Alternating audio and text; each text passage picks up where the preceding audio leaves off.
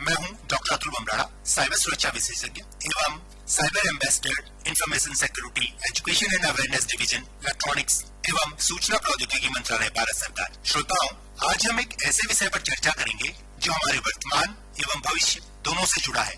विषय है साइबर सुरक्षा। आज हम एक ऐसे समय में जी रहे हैं जहां कृत्रिम बुद्धिमत्ता यानी आर्टिफिशियल इंटेलिजेंस या एआई हमारे जीवन का अभिन्न हिस्सा बन चुका है। मोबाइल फोन, बैंकिंग, ऑनलाइन खरीदारी, सोशल मीडिया, शिक्षा, स्वास्थ्य सेवाएं, हर क्षेत्र में एआई हमारी सहायता कर रहा है। लेकिन जिस तकनीक से सुविधाएं बढ़ती हैं, उसी तकनीक का दुरुपयोग भी संभव होता है। यही कारण है कि आज साइबर सुरक्षा पहले से कहीं अधिक महत्वपूर्ण हो गई है। श्रोताओं, एआई एक ऐसी तकनीक है जो मशीनों को सोचने, सीखने और निर्णय लेने की क्षमता प्रदान करती है। चैटजीपीटी जैसे संवादात्मक प्लेटफॉर्म्स, स्मार्ट असिस्टेंट्स, चेहरे की पहचान, भाषा अनुवाद और मेडिकल डायग्नोसिस, ये सभी एआई के उदाहरण हैं। लेकिन अब साइबर अपराधी भी एआई का उपयोग करने लगे हैं। शुरुआत एक छोटी सी कहानी से करते हैं। सुबह सुबह आपके मोबाइल पर आपके बेटे की आवाज में फोन आता है कि पापा, मैं मुश्किल में हूँ, तुरंत इस खाते में 50,000 रुपए भेजिए। बाद में मैं आपको सब बातें बताऊंगा। आवाज बिल्कुल हूबहू, बोलने का अंदाज वही, और आप बिना सोचे समझे पैसे भेज देते हैं। कुछ देर बाद आपके असली बेटे का फोन आता है और वह कहता है, पापा, मैंने तो ऐसा कोई फोन नहीं किया। श्रोताओं, यह कोई फिल्म की कहानी नहीं है, क्योंकि आज एआई की मदद से किसी भी व्यक्ति की आवाज कुछ सेकंड के ऑडियो से तैयार की जा सकती है। इसे तकनीकी भाषा में वॉइस क्लोनिंग कहते हैं। यही कारण है कि आज साइबर सुरक्षा केवल कंप्यूटर की सुरक्षा नहीं रही, बल्कि हमारे विश्वास, हमारी पहचान और हमारी मेहनत की कमाई की सुरक्षा बन चुकी है। श्रोताओं, पहले साइबर अपराधी एक एक व्यक्ति को निशाना बनाते थे, लेकिन आज एआई टूल्स की सहायता से कुछ ही मिनटों में लाखों लोगों को नकली ईमेल्स, एसएमएस और फोन कॉल्स किए जा सकते हैं। पहले एक फर्जी वेबसाइट बनाने में कई दिन लगते थे, लेकिन आज एआई कुछ मिनटों में ही बैंक जैसी वेबसाइट तैयार कर सकता है। पहले नकली फोटो या वीडियो पहचानना बहुत आसान होता था, लेकिन अब एआई टूल्स ऐसे फोटो और वीडियोस बना सकते हैं जिन्हें देखकर विशेषज्ञ भी भ्रमित हो सकते हैं। श्रोताओं, आज डीप फेक सबसे बड़ी साइबर चुनौतियों में से एक बन चुका है। डीप फेक का अर्थ है कि एआई की सहायता से किसी व्यक्ति का चेहरा, आवाज और हाव भाव बदलकर ऐसा वीडियो बनाना जो बिल्कुल वास्तविक लगे। इसके माध्यम से नेताओं के फर्जी भाषण बनाए जा सकते हैं, अधिकारियों के नकली वीडियो तैयार किए जा सकते हैं, किसी व्यक्ति की प्रतिष्ठा या गरिमा को नुकसान पहुंचाया जा सकता है, साथ ही आर्थिक धोखाधड़ी भी की जा सकती है। इसलिए इंटरनेट या सोशल मीडिया पर दिखाई जाने वाली हर चीज सत्य हो, यह बिल्कुल भी आवश्यक नहीं है। इसलिए जो भी जानकारी मिले उसे जांचें, परखें, सत्यापित करें और फिर ही उस पर विश्वास करें। श्रोताओं, पिछले कुछ वर्षों में साइबर अपराध का एक नया और बेहद खतरनाक तरीका सामने आया है, जिसे डिजिटल अरेस्ट कहा जाता है।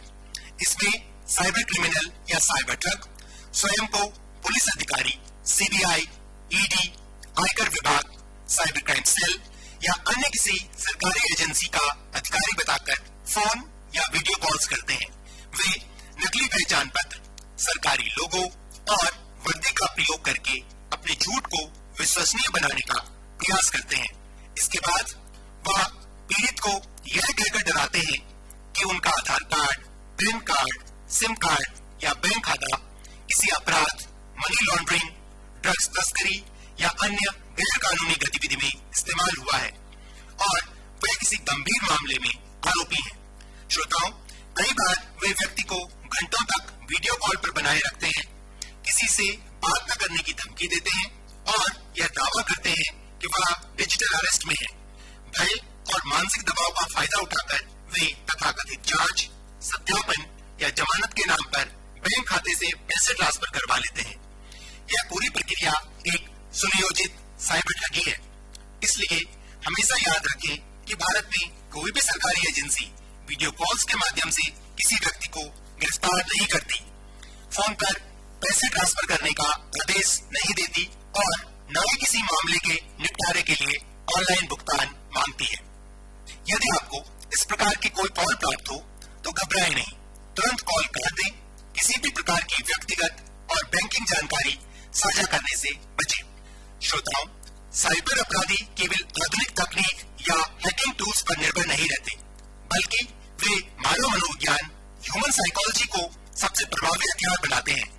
वे भलीभांति जानते हैं कि किसी व्यक्ति से कब संपर्क करना है, किस परिस्थिति में उसे डराकर निर्णय लेने के लिए मजबूर किया जा सकता है, किस प्रकार आकर्षक ऑफर, इनाम या त्वरित लाभ का लालच देकर उसकी सतर्कता कम की जा सकती है, किस प्रकार बैंक अधिकारी, पुलिस, सरकारी कर्मचारी, तकनीकी सहायता प्रतिनिधि या परिचित व्यक्ति बनकर उसका विश्वास जीता जा सकता है। यही कारण है कि साइबर सुरक्षा प्रणाली की सबसे कमजोर कड़ी कंप्यूटर्स, मोबाइल्स या सॉफ्टवेयर्स नहीं, बल्कि मानव व्यवहार होता है। यदि व्यक्ति जागरूक, सतर्क और डिजिटल सुरक्षा के मूल सिद्धांतों का पालन करे तो अधिकांश साइबर हमलों को प्रारंभिक स्तर पर ही विफल किया जा सकता है। आज के डिजिटल युग में बच्चे AI based chatbots, online gaming platforms, social media और विभिन्न डिजिटल एप्लीकेशंस का तेजी से उपयोग कर रही हैं। एआई उनके लिए सीखने, जिज्ञासाओं का समाधान पाने, नई भाषाएं सीखने, रचनात्मकता विकसित करने और शैक्षणिक गतिविधियों में सहायता का एक प्रभावी माध्यम बन चुका है। यह तकनीक बच्चों को सीखने की प्रक्रिया को अधिक रोचक, व्यक्तिगत और इंटरैक्टिव बनाती है, किंतु इसके साथ साथ यह समझना भी आवश्यक है कि एआई और इंटरनेट पर उपलब्ध हर व्यक्ति, जानकारी और संदेश विश्वसनीय नहीं होता। बच्चों को यह सिखाना आवश्यक है कि ऑनलाइन मिलने वाले दोस्त हमेशा वास्तविक या भरोसेमंद नहीं होते। मुफ्त उपहार, इनाम या लकी ड्रॉ के संदेश अक्सर साइबर धोखाधड़ी का हिस्सा हो सकते हैं। गेम के दौरान मिलने वाले अज्ञात लिंक्स या रिवॉर्ड डाउनलोड करने के प्रस्ताव उनकी व्यक्तिगत जानकारी के लिए खतरा बन सकते हैं। उन्हें यह भी समझना चाहिए कि अपनी photos, videos, mobile number, school का नाम, घर का पता, ओटीपी, पासवर्ड या अन्य निजी जानकारियां बिना माता पिता या अभिभावकों की अनुमति के बिना कभी साझा नहीं करनी चाहिए। साथ ही एआई द्वारा दी गई प्रत्येक जानकारी को अंतिम सत्य मानने की बजाय विश्वसनीय स्रोतों से उसकी पुष्टि करने की आदत भी विकसित करनी चाहिए।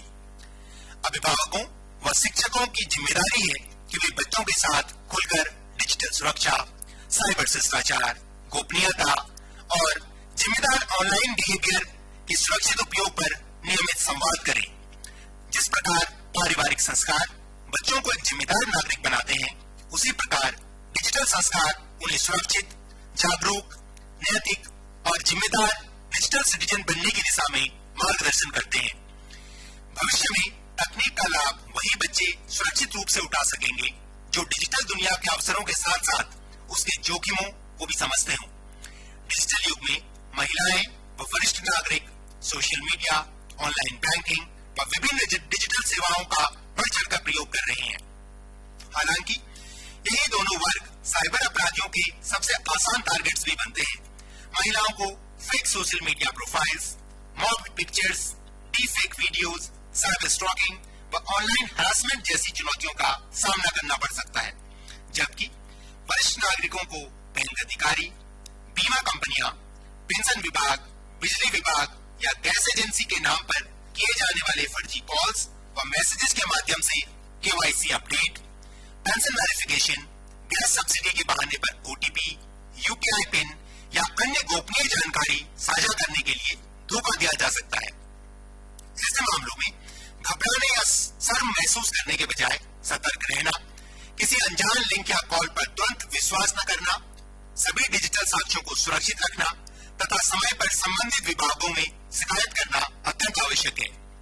सदैव याद रखें कि ओटीपी केवल आपके उपयोग के लिए होता है और कोई भी बैंक या सरकारी संस्था फोन या संदेश के माध्यम से इसे कभी नहीं मांगती। श्रोताओं, यदि आप या आपका कोई परिचित किसी भी प्रकार की साइबर धोखाधड़ी का शिकार होता है तो बिना देर किए तुरंत राष्ट्रीय साइबर हेल्पलाइन नंबर 1930 पर कॉल करें या cybercrime.0 www.sbs.gov.in पर शिकायत दर्ज करें। श्रोताओं, समय पर की गई शिकायत आपके धन की सुरक्षा और अपराधियों के विरुद्ध त्वरित कार्यवाही करने में महत्वपूर्ण भूमिका निभा सकती है। सतर्क रहें, सुरक्षित रहें और सुरक्षित डिजिटल भारत के निर्माण में अपना योगदान दें। धन्यवाद। नमस्कार। श्रोताओं, अभी आप सुन रहे थे वार्ता डॉक्टर अतुल बमराना। मीडियम वेव पर यह आकाशवाणी का पौड़ी केंद्र है। श्रोताओं, हमारी स्टूडियो की घड़ी में रात के 8:10 हुए हैं। आइए अब सुनते हैं कार्यक्रम विविधा के अंतर्गत मिले जुले गीत, गजल और भजनों का कार्यक्रम सबरस। श्रोताओं, कार्यक्रम की शुरुआत में सुनते हैं ये शिव भजन हरिओम शरण और नंदिनी शरण की आवाज में।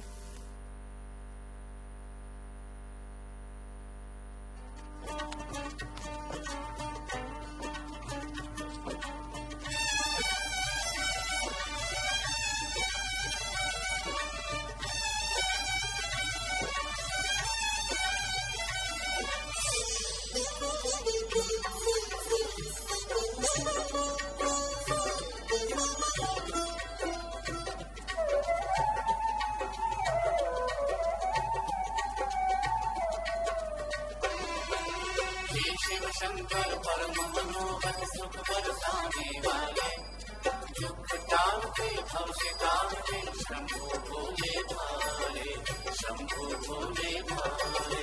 हे शिव शंकर परम मनोहर सुख